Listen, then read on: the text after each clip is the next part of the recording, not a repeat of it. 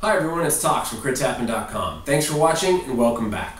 Today I've got a critical review of a game called Lords of Waterdeep, which is a board game designed around worker placement built in the Dungeons & Dragons universe. It's from Wizards of the Coast, it's for 2 to 5 players, ages 12 and up, and roughly plays in about 60 minutes. Now, the whole goal of the game is you are a Lord of Waterdeep, and so are your opponents, although your identity is kept secret. So no one else knows what your strategy is or what your motivations are. And through the use of your agents, who are these guys, you will place them in different areas of the city to gain advantages, either completing quests, obtaining new quests, getting intrigue cards, being able to build buildings to get more access to different types of resources, and just a whole host of different actions. Now, truth be told, this is more of a European-style board game than an American-style board game.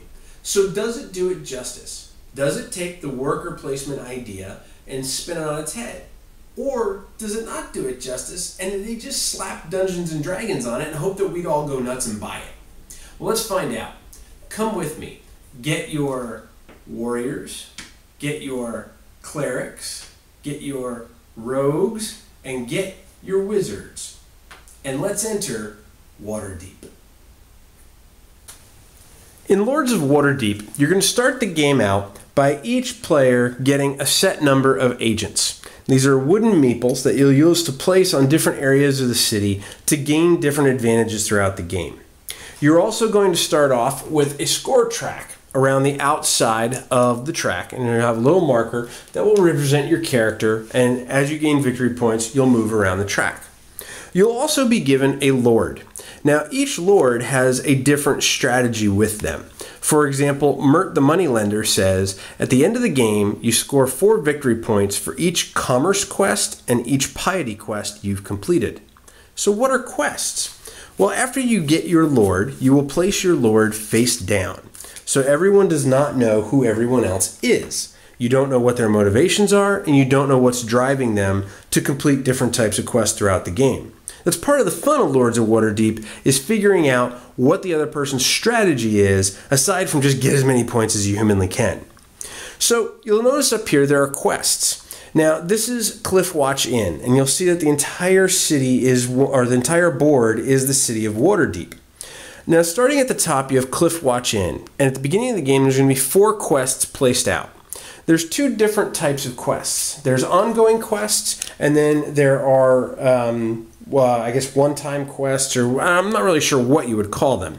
But this is a normal quest. It has a type, in this case it's Arcana. It says infiltrate Hallister's Circle, and it requires 5 purple cubes, 2 gold squares, and rewards you 25 victory points. What the heck does all that mean? Okay, well, let's get into this. Inside Waterdeep, you're going to have access to 4 different types of allies. You have clerics, you have wizards, you have warriors or fighters, and you have rogues. And going to different parts of the city is going to reward you with different types of characters that will come into your tavern. Each person is going to have a tableau or a sheet to keep track of everything. On the left side, you will keep your active quests listed out here. So they'll be face up and everyone will see them. As you take new ones, you'll place them there. As you complete them, you'll put them face down right here. But if it's a plot quest or an ongoing quest, it'll stay in the right. So there may be some quests that will say, every time you take an action that provides you a rogue, get a warrior, or something like that. You have your tavern area here, which is where you will keep all of your cubes so you can keep track of how many you have. And then you'll also have money.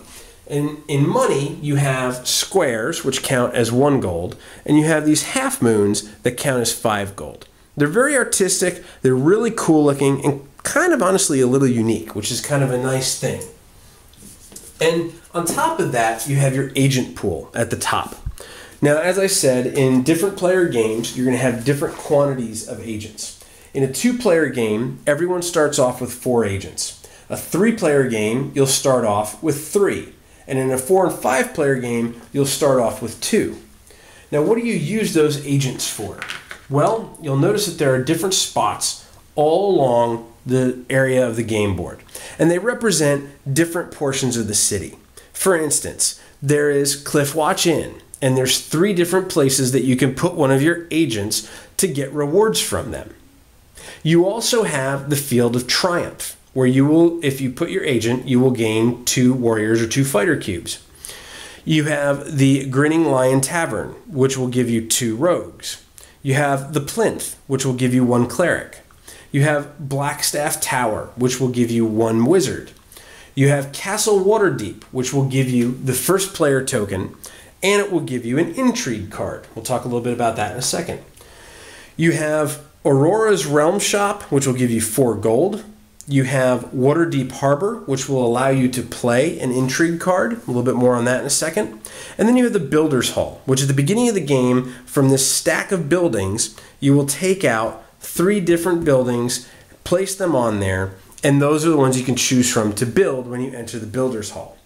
Now, I'm not going to go through every single activity in the game because it would honestly take us the rest of our night to just go through that. But essentially what you do is you take, in turn, starting with whoever has the first player token, you take one of your agents from your agent pool and you place them on a location.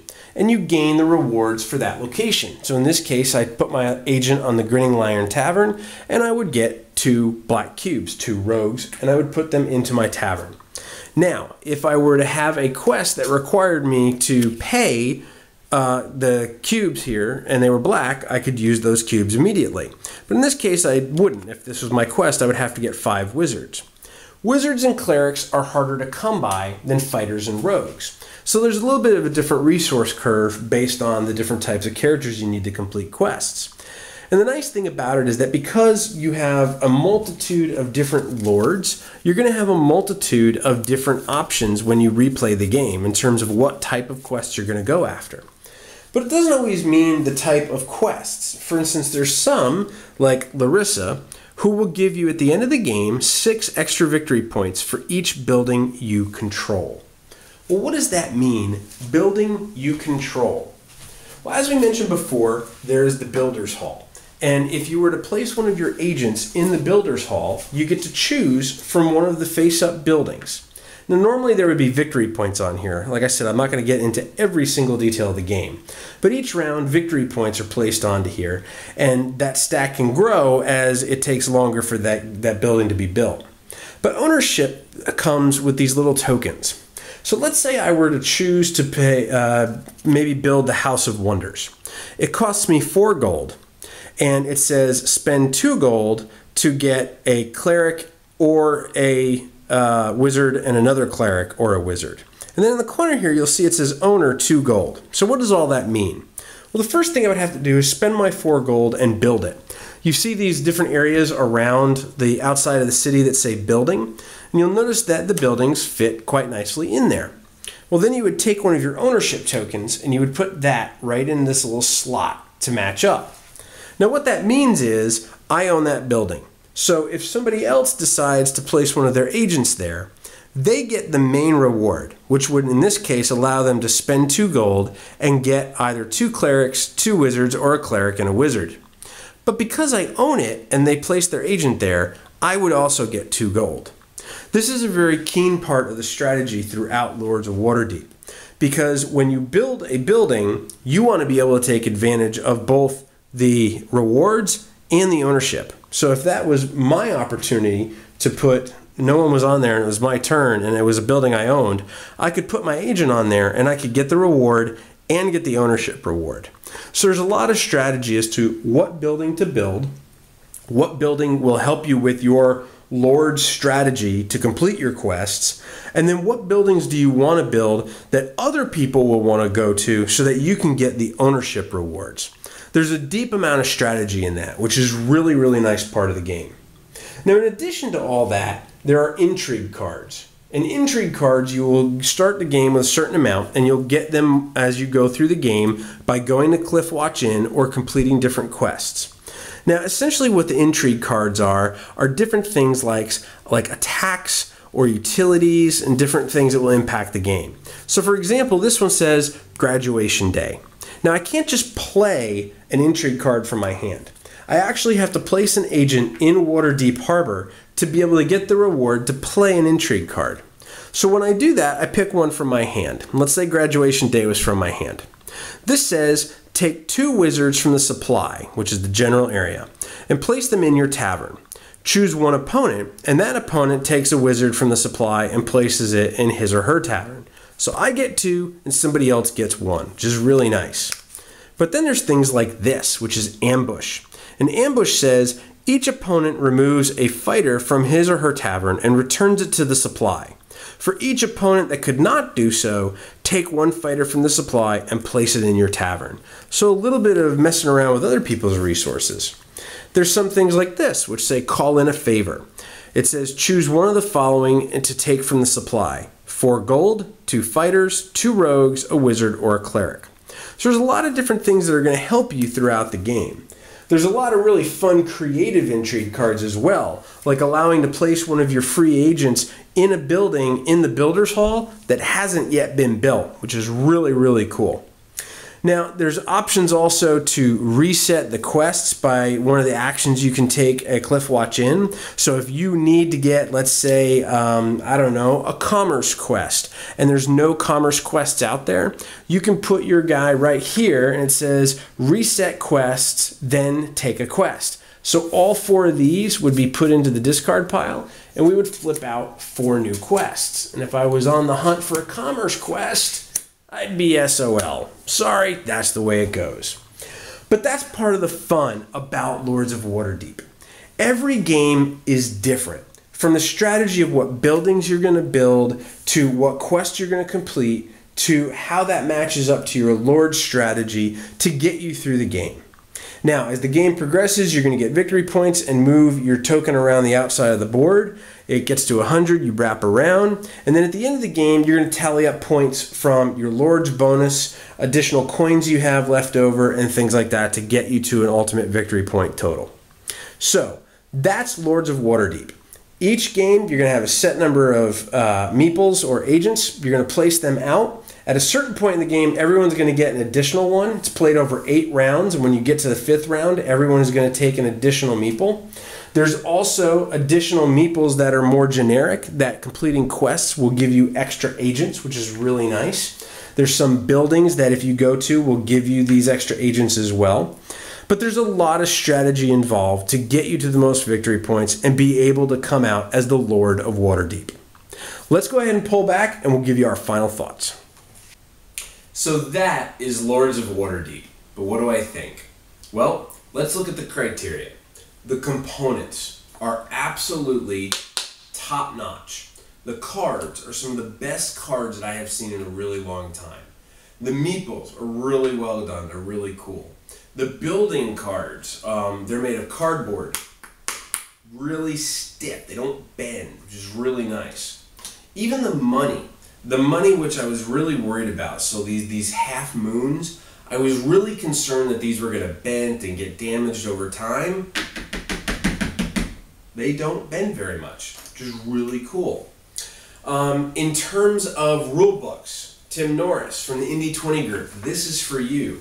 If I've ever seen a rule book you should read, this is it, even if you don't like the game. This is one of the best rule books I have ever read. It is beautifully designed, it's got great artwork, it's got tons of pictures.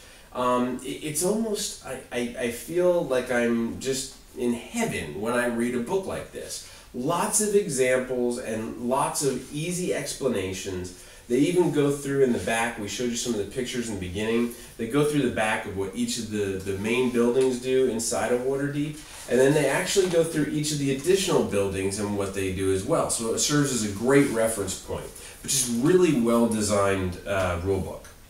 And then it comes to the box. So you have all of these components, and at $50 retail, I was a little worried that it was just going to be chunk everything in the box.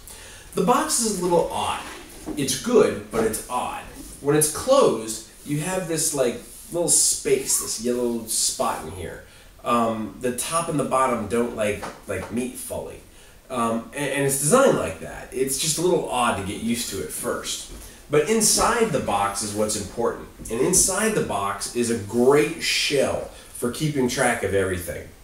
You have wells for all of your cubes. You have spacing for your money, for your ones, for your fives, for your victory points, for your meeples, for your tokens, for your cards. And it does not get crammed. That's one of the things I really liked. I was worried that this was going to be, you know, just chunk everything in there, but they've done a really good job of providing enough storage and just phenomenally done. Gameplay-wise, deep strategy. I really like, whether you're playing a 2-player game or whether you're playing a 5-player game, there is a lot of coercion between what you're going to do with which buildings you want to buy. Do you want to buy a building that's going to bring other people to your building because you think you know their strategy? Or do you want to buy a building that is going to provide a very generic reward, but you know people are going to want, they're going to want to go there, so you're going to get rewards from the ownership reward? Or are there buildings that you want to buy because they're going to help further your strategy if you are able to put your agents in them as well? And that's only one aspect of it. Then you have the combination of quests, and there are some really good combinations between completing specific plot quests that will then lead you to complete other quests to get bonuses from them that may not always line up to what your lord's motivation is, but could get you some extra points as well. So you want to stay as true to your motivation as possible, because that's going to get you the most additional bonus points at the end of the game. But there's going to be things that happen throughout the game that give you more options, and just it gives you choices, which is really good. There's a ton of quests, just an absolute ton. And there's a ton of intrigue cards, which have a really good job of impacting the game. Some very positively, some very negatively. And just the replayability, right? Like you have this giant stack of buildings, but there's only 10 building slots on the actual game board. So you're only going to see so many of those buildings in the game, and that makes each game different. So we've played multiple games of this. We absolutely love it. We've played it with Ninja Zach. Even though the game says 12 and up, we've played with him. He picked it up immediately, and you know, kids just love worker placement. At least mine do. I don't know about yours. Mine do. Truth be told, I don't really run to worker placement. I am somebody who likes worker placement, but I just don't go gaga and go, oh boy, another worker placement. And usually, in my opinion, when an American-style company tries to make a worker placement game, they somewhat tend to miss the mark. So between all of what I just told you, components, rulebook, storage, gameplay, strategy, replayability, where else can it fall? This game is a crit. Easily one of the best games I've played all year. It is an absolute blast. It is an engaging game. There's so much going on. You know, I mentioned before about the iPad factor. You know, if somebody plays their turn and next thing you know is they're playing a game of Ascension on their iPhone or their iPad, it's usually not a very engaging game. Or the person you're playing with has ADHD. There's nothing wrong with that, but it just means that they're not engaged in the game. And I really like games that when you sit down, you're interacting with the people around you. You're constantly in motion, things are happening all over the board, and this is one of those games. You're going to have a lot of interaction from people owning different buildings, people placing their agents in buildings that you're trying to get into, and like any good worker placement game, the resources are limited. So you've got to time your placement right, you've got to time your strategy right, and it scales very well. Whether you're playing 2 players or 5 players, it's very exciting any which way you cut it. So, Lords of Waterdeep gets a crit from Crits Happen. We hope that you enjoyed this critical review. I hope that it provided you with more information about the game itself and the gameplay to help you make a decision on if it's right for you and your play group. But in the meantime, let us know your thoughts. Feel free to subscribe here on the YouTube channel. Of course, you can always find us on Facebook, on Twitter, and on Google Plus by searching Crits Happen. And you can find us at our homepage at critshappen.com. Don't forget to leave replies down below on the YouTube channel and give us some thumbs up and likes if you think it was helpful. But until we see you next time, we hope you enjoy your time in Waterdeep, becoming one of the most powerful lords possible. Keep rolling those dice, and we hope they're all crits.